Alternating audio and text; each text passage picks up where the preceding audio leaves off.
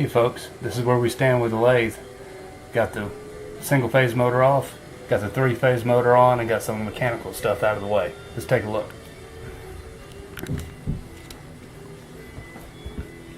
Control panel's off. The entire gearbox has been removed along with the lead screw.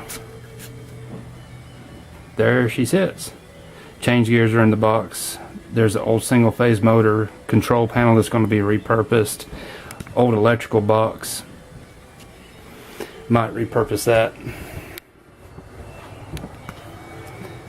There's the new 3-phase motor with lots of room up here to mount some electrical controls.